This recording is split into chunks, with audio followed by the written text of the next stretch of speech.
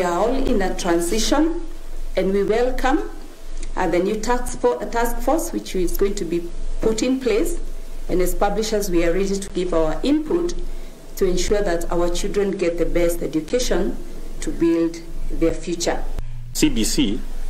is perhaps the best curriculum in this part of the world, and we know that it will prepare the learners for the challenges that inform the 21st century,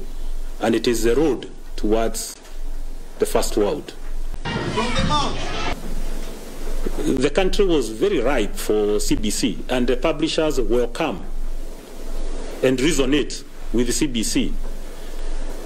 It helps in terms of critical thinking,